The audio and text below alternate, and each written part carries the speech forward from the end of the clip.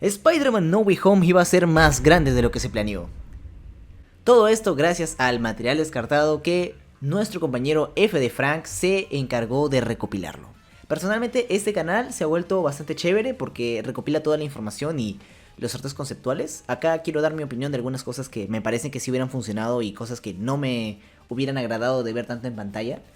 Y cosas que personalmente habría cambiado de la película. Como alguna gente sabe, No Way Home es una de mis películas favoritas de Spider-Man. Sí, ya sé que no está tan bien escrita, pero lo compensa con el desarrollo del Spider-Man de Tom, que se volvió uno de mis favoritos.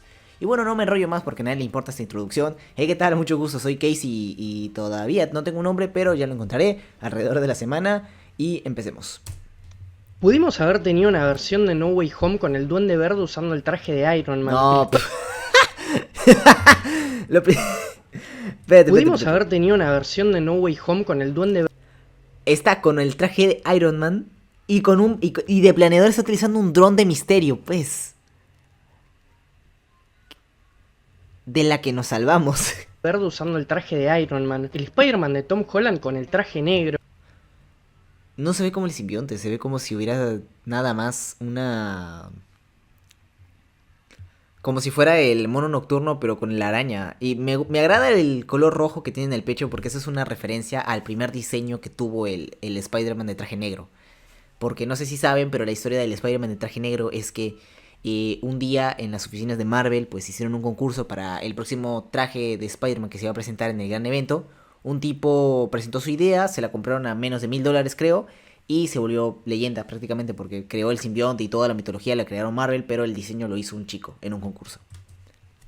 El Spider-Man de PlayStation y Venom apareciendo en la batalla final. ¡Hala! Y Eso sí hasta una hubiera sido versión grande. sin multiverso con Kraven como villano. Por eso hoy nos vamos a meter en el desarrollo de la película. Para descubrir lo que iba a ser... No Way Home.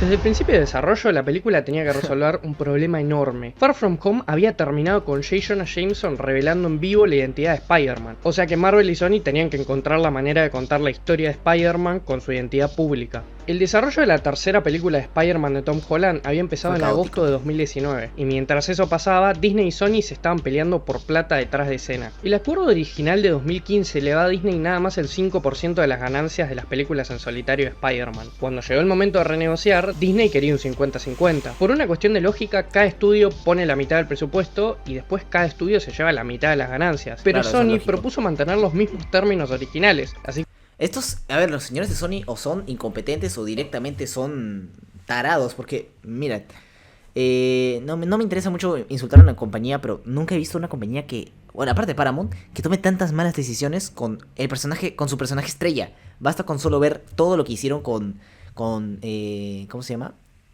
Con el universo de Spider-Man sin Spider-Man, que no sabían qué hacer con el personaje.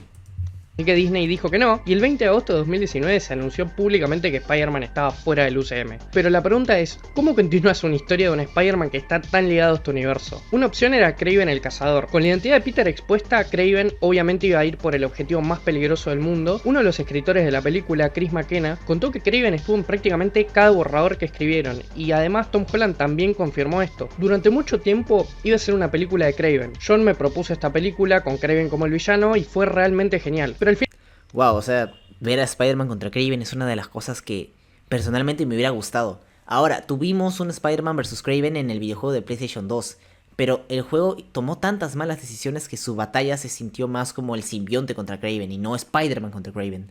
Y ahí tenemos el mayor problema, que la rivalidad de Peter con... Bueno, no de Peter, de Spider-Man contra Kraven es la modificación genética contra el 100% de la capacidad humana más drogas. O sea, siento que ese es el punto del personaje. Mientras que en el videojuego no entendió también eso y por alguna razón quisieron hacer que se enfrentara contra Venom. Cosa que está chévere porque villano contra villano vende, pero siento yo que ese peso me hubiera quedado mucho mejor. Pero bueno, yo no soy creativo.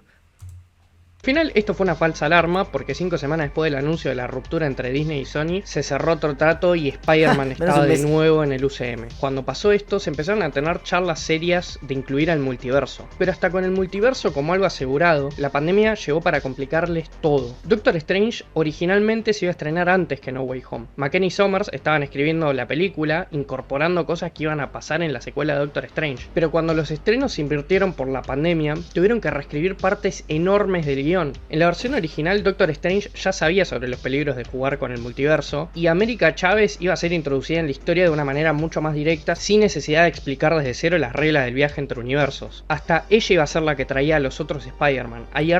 No siento que América Chávez encaje muy bien en una película de Spider-Man porque, no sé, o sea, se siente tan desconectada, nunca ha tenido una relación directa. Hasta habría tenido más sentido que Miss Marvel apareciera en una película de Spider-Man, la verdad. Conceptual de esto con Isabela Merced interpretando el personaje, pero en el corte final este papel Qué buen cast Isabela Merced siendo América Chávez. lo termina heredando Ned. Ok, entonces ya tenían el concepto listo y le faltaban los actores. Pero lo de Ned haciendo lo de los portales sí me pareció una tontería. La verdad, honestamente siento que se pudieron haber ideado una mejor forma de que los dos Spider-Man se reunieran, pero bueno, es lo que hay, ¿no?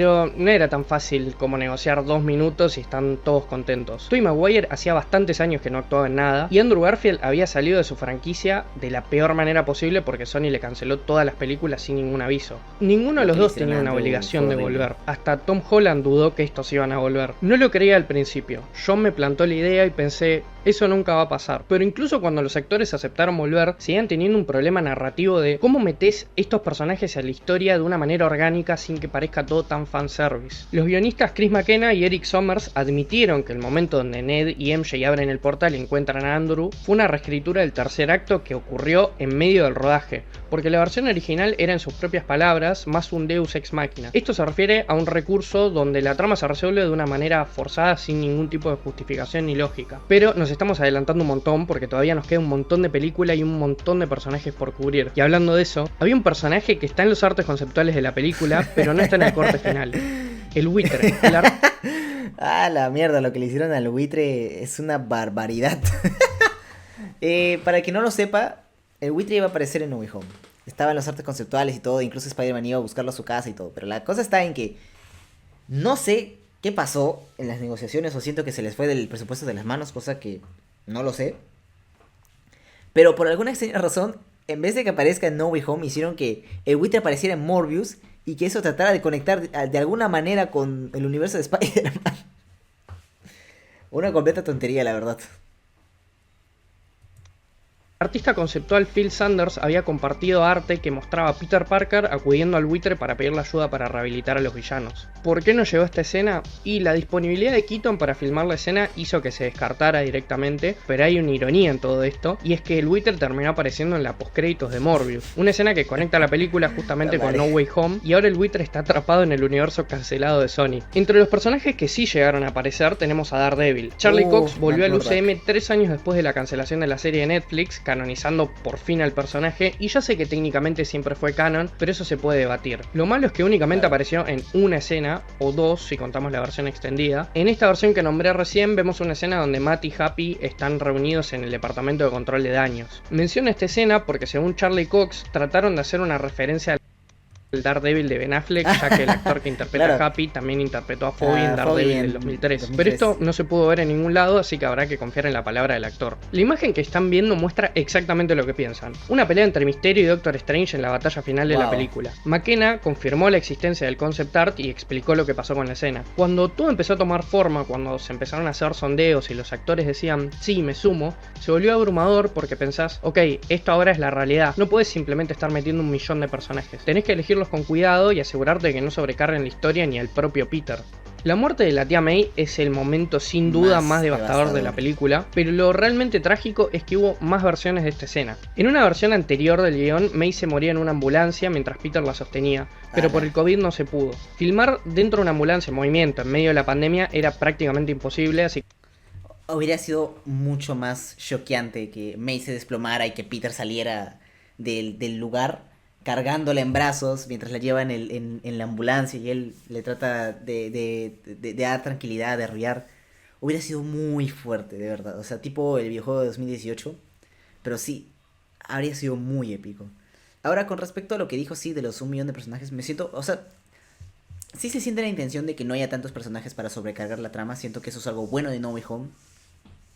Que cada uno de los personajes, con la excepción de Sandman y Lizard, que no tienen prácticamente nada que hacer en la película, cumplen un rol en la pantalla. Y eso es algo bueno porque no trataron de agregar a más personajes. Sin embargo, mi fan interior le hubiera gustado que al menos hubiera un villano más de Spider-Man, porque hubieron 5 villanos de Spider-Man y 4 de ellos formaron alineación con los sí siniestros. ¿Me estás diciendo que agregar uno y hacer a los sí siniestros por fin en pantalla era tan difícil? De que la producción se tuvo que mover a otro lado y terminó en eligiendo el departamento de Happy. Otra versión de la muerte de la tía May la muestra asesinada a manos de Misterio. ¡Hala! La ubicación en teoría es abajo de las vías de tren cerca de la escuela de Peter, pero lastimosamente el storyboard es el único pedazo de evidencia que tenemos, pero se puede especular que era remanente de un guión donde Misterio era un villano principal en vez del Duende Verde. Igual, si Misterio hacía esa vaina, Peter ya no se contenía y directamente lo mataba. O sea, no hay forma de que Misterio saliera ileso de esa batalla. Esta es una imagen oficial del libro de No Way Home, donde vemos a Spider-Man del universo Insomniac apareciendo con quien yo supongo que son Ned y MJ. Personalmente me parece la imagen más rara de toda la producción porque no hay ningún tipo de explicación ni contexto de los escritores ni de los artistas conceptuales. Lo que yo opino que pasó es que a veces los artistas usan imágenes de referencia y supongo que usaron al Spider-Man de Play 4 como referencia para esta imagen, pero igual es raro que lo hayan dejado en la versión final del libro. Una versión del guión tenía a los villanos robando un container del departamento de control de daño lleno de tecnología Stark. Tenemos al Duende Verde usando una armadura de Iron Man, específicamente la Mark 7, mientras monta un dron de Misterio. No es el Mark 7. Por el diseño triangular es el Mark 6. Y Electro se conectaba a reactores ARC MK50 como potenciador. Justamente Peter le había creado un traje para contener la energía y mantenerlo corpóreo, parecido a su versión de Spectacular Spider-Man. Sí. Me parece buenísimo cómo usan elementos del UCM para asemejarse a sus versiones del cómic, y creo que va a ser lo más cerca que vamos a estar de Norman Osborn usando un traje de Iron Patriot. También tenemos una versión alternativa de la pelea entre Spider-Man y Doctor Strange, donde la pelea no era en el Gran Cañón, sino en escenas de películas anteriores de Spider-Man. El ring de lucha libre de Spider-Man, el lugar donde Mary Jane y Peter se dan su primer beso. Eso sí hubiera sido el edificio de Peter, la pelea del tren de Doctor Octopus en Spider-Man 2, la iglesia donde Peter se saca el simbionte, el sitio de construcción de la pelea final de Spider-Man 3, Oscorp de The Amazing Spider-Man y la torre del reloj donde se muere Gwen en The Amazing Spider-Man 2. Eso sí hubiera sido Otras imágenes conceptuales tienen a Ned usando el planeador del Duende Verde como... y si se dan cuenta, tienen los colores del Hobgoblin. Estos, los de Marvel sí sabían lo que se decía en los memes y toda la vaina. Con referencia a su identidad de Hobgoblin en los cómics. El Spider-Man de Andrew usando su traje de la primera película. Amazing, una versión mejorada del buitre. El Duende Verde bombardeando el departamento de Happy con la tía May adentro. Villanos con una apariencia mucho más parecida a la que tienen en los cómics. Me hubiera gustado ver eso. Ver cómo se les ingeniaban para darle los trajes clásicos. O sea, siento que ya era momento de darle trajes clásicos a los villanos. Y entre otras cosas que se quedaron en los primeros borradores del guión, tenemos a Venom como personaje secundario. En la película final aparece en un bar de México en la escena postcréditos. Escucha la historia de Thanos y lo mandan de vuelta a su universo. Escena que parece que después de Venom 3 no es canon. Pero... A ver, no diría que no es canon, pero no sé si... O sea, es extraño. Se supone que el simbionte se quedó en el MCU. Y aunque en Venom 3 digan que se fue a otra dimensión, no se sabe la verdad. Thanos y lo mandan de vuelta a su universo. Escena que parece que después de Venom 3 no es canon. Pero, según los escritores, había un plan para que Venom tenga mucho más protagonismo. Chris McKenna y Eric Summers trataron de incluirlo en la batalla final de la Estatua de la Libertad. Incluso trataron de hacer un chiste recurrente de que no llegaba porque estaba atrapado en el túnel Lincoln. Pero Summers explicó por qué Venom nunca llegó. En el primer borrador mordimos mucho más de lo que podíamos masticar. Y no termina ahí, porque en el libro oficial Spider-Man No Way Home, el arte de la película, tenemos concept art oficial de Tom Holland usando variaciones del simbionte. Hay 3 diseños que van a estar viendo en pantalla. Uno es el clásico simbionte, pero después tenemos uno con la araña roja. Esto es una referencia al primer diseño del traje negro antes de debutar en los cómics. Y también hay uno dorado que no entiendo el concepto, pero bueno. Yo creo que más que dorado parece como que si fuera... el blanco estuviera sucio. Y eso también es parte de la caracterización que se le daba a Venom en algunas viñetas, que su araña no era del todo blanca. sino que era como No está ahí. grisácea. No hay ninguna amarilla. confirmación sobre cómo hubiera llegado el simbionte a Peter, pero esto me lleva a mi próximo punto. ¿Por qué Venom apareció en el UCM si nunca conoció a Peter Parker en su universo? Sí, Y los ¿cuál fue el escritores punto? lo explicaron así. La idea es que su simbionte tiene conocimiento de otros universos. Enterrado en su cerebro hay algún conocimiento de esa conexión.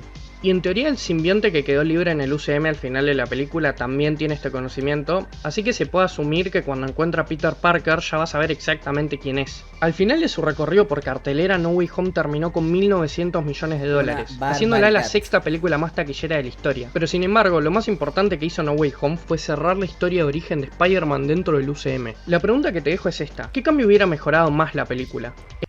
Hay una imagen del concept art en la que salen los 6 siniestros que se enfrentaban a Spider-Man. A mí me hubiera gustado ver una pelea entre los 6 siniestros contra el Iron Spider y que la armadura quedara destrozada. O sea, siento que eso faltó, como que ese sentimiento que nos dio el Duende Verde, pero con todo el grupo. Me hubiera gustado ver eso y también darle más propósito al arenero y al lagarto. Y no sé, haber hecho que el buitre o misterio aparecieran para cerrar de una vez el siglo. Personalmente No Way Home me gusta mucho, pero sí siento que hay oportunidades que pudieron haberse aprovechado mejor. Spider-Man con el traje negro, el Sí. Spider-Man de Play 4 y Venom No. llegando a la batalla final. Mm. Dígame en los comentarios. A ver, muy buen video F de Frank. Siempre es bueno conocer las cosas que no salieron en las películas que más nos gustan. Te voy a dar tu merecido like porque se nota que te has esforzado en la edición. Pero hay un detalle que me gustaría mostrar y es...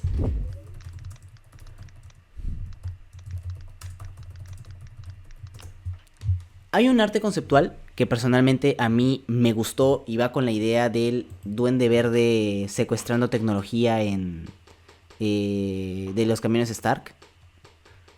Por acá está. Este diseño está bello. O sea, es una barbaridad lo bien hecho que está, lo bien representado que está. A mí me hubiera gustado mucho ver esto porque es el Duende Verde clásico, prácticamente con la capucha, que se nota que son de los elfos oscuros, o con los aditamentos que son de diferentes partes de diferentes villanos de Marvel. Siento que con un poco más de verde, este habría sido un diseño espectacular, porque recrea casi en su totalidad el diseño clásico del Duende Verde. Pero con el que tuvimos, personalmente no me quejo porque pudimos ver la sonrisa macabra de Willem Dafoe y es espectacular lo que nos dieron. Bueno, F de Frank, muchas gracias por hacer este video, te doy tu merecido like. Sigue subiendo más contenido para poder reaccionarlo y comentar con algunos conocimientos que tenga. Y recuerda que si alguna cosa que yo haya dicho te haya molestado o simplemente te incomoda que haga video reacciones, me puedes pedir que lo borre al privado y yo no voy a tener problemas. Conmigo será hasta la próxima vez que toque hacer videos. Bye.